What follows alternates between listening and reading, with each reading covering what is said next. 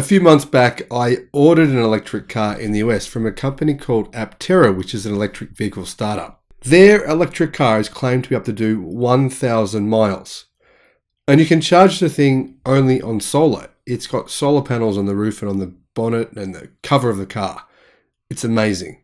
I think it's incredible. I'll put a link in the description below to that video. Now Aptera are lobbying Congress to make Tesla charging the standard in the United States. This is kind of a big deal. This means that if this was to go through, this would mean huge changes to the United States charging market.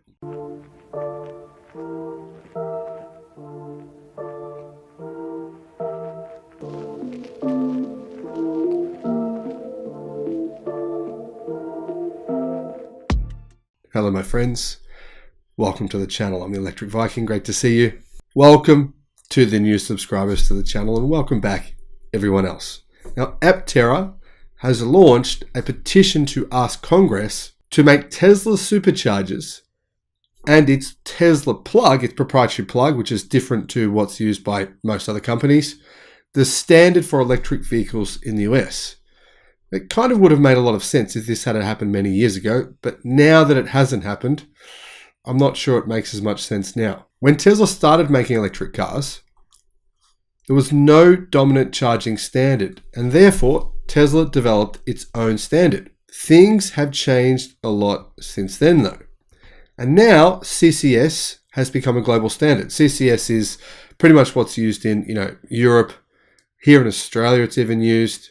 It's used pretty much everywhere, but that said, a lot of people don't think that it's actually the best standard. I've seen a lot of arguments on a lot of different websites. Some people say it should be the standard, and others claim that Tesla should be the standard. Either way, it would be good to have a standard and not to have all these different plugs, wouldn't it? To have just the one type. Now, Aptera is saying they believe Tesla has made the best plug, therefore it should be the standard, which I kind of understand their argument. Now, Aptera are building a battery and solar-powered, super efficient three-wheeler electric car. The one that I ordered, I'll put a link in the description below. You got to check it out.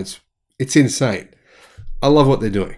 It's kind of like the car that could change the automotive industry. Imagine if every car was covered in solar panels. People keep thinking of solar panels in this weird way. I don't understand why. They think you need some flat panel covering the car. You don't. Like there's buildings with solar film on them, which clearly can be made to curve easily. It's just a film over the shape of a car. Now, I know that film is less efficient than actual, normal standard solar panels you might see on someone's house. But still, if you cover the entire car in that, to me, that's revolutionary. That could completely change the way we do things. Why would you say that? Because it's true, yeah, you're only going to get, maximum, say, 40 kilometers of range per day from that amount of solar. But the thing is, the average person in the world only drives about 40 kilometers per day. So this would mean like car energy efficiency, complete efficiency from needing to even be in the grid for most people, most of the time, not all the time, I know. Now, getting back to this plug, when you're building a super efficient vehicle like Aptera's EV, every little bit of volume and weight improvement is important down to the connector. And Aptera has said, right, that it wants to use Tesla. It would be the first car company to do this. It wants to use Tesla's plug. It wants to actually make that part of its car. Now, I haven't heard yet on whether Tesla's agreed to this or not.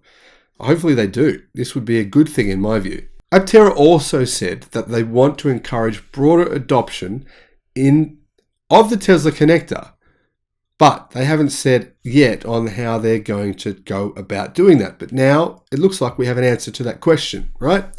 Aptera co-founders Chris Anthony and Steve Fambro have launched a petition on change.org to ask Congress to make Tesla superchargers and its plug the standard for electric vehicles in the US. Here's what they said. Their argument is quite an interesting one, actually. They said, if you agree that Tesla's charging standards are good for EVs and the US, please help sign this petition and encourage decision makers in Congress to adopt Tesla's charging standards and connectors as the US industry standard, with Washington DC's goal for 50% of car sales to be electric by 2030. Our country needs to adopt Tesla's supercharger and plug standards before another dollar is wasted on inferior technology. Now, I understand where they're coming from, and I think it makes a lot of sense, but it also doesn't make sense. One side of the argument, very logical. The other side of the argument, not so logical. I mean, for example, cars would need to be made differently, right? They need to be made in the US. There'd be some big challenges here to getting a lot of different EVs. Car companies would have to change what they're using now as part of their system, and it could be a lot of work, right?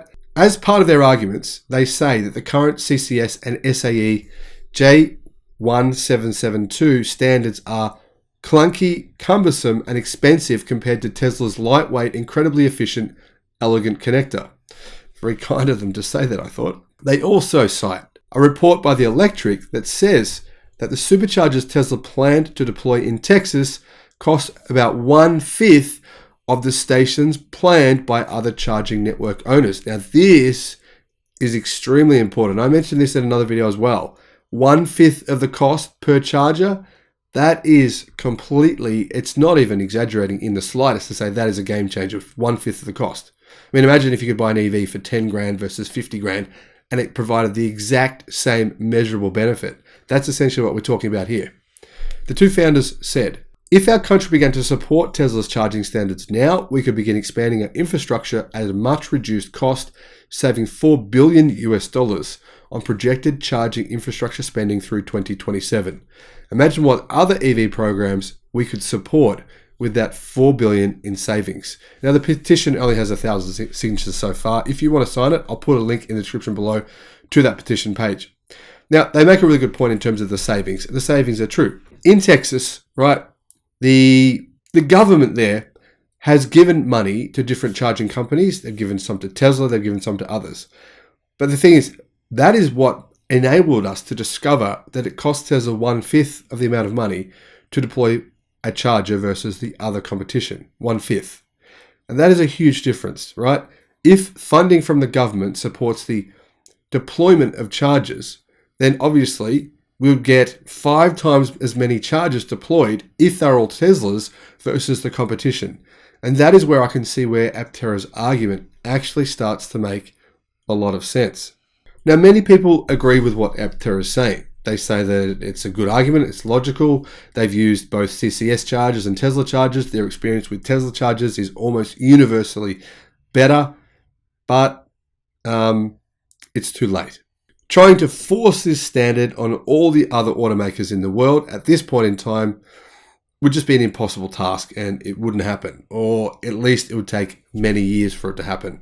Now, you might be thinking, well, Tesla still takes up most electric car sales in the US. I mean, they have more than 70% of the electric vehicle market in the US. But that said, General Motors, Ford, Volkswagen, they're all ramping up their EV production in the US, not using Tesla adapters, chargers.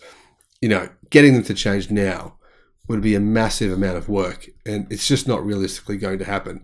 Even though logically, in the long run, it would probably make more mathematical sense financially and for us, the people, if it did happen. The other thing to remember is Tesla and Elon Musk are not pushing for this either.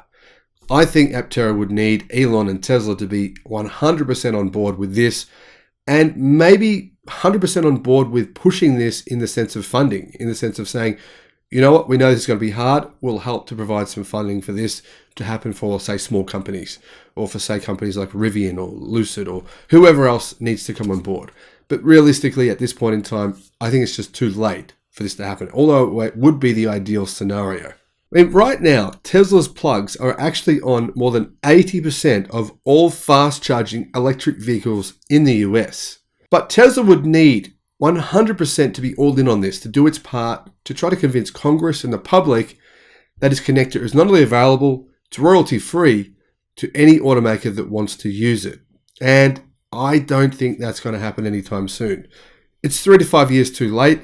If only they'd come out with this 3 to 5 years ago. But hey, I could be wrong. Maybe there's something that I'm missing. Let me know what you think in the comments section below. And as always, thank you for watching. Have a great day.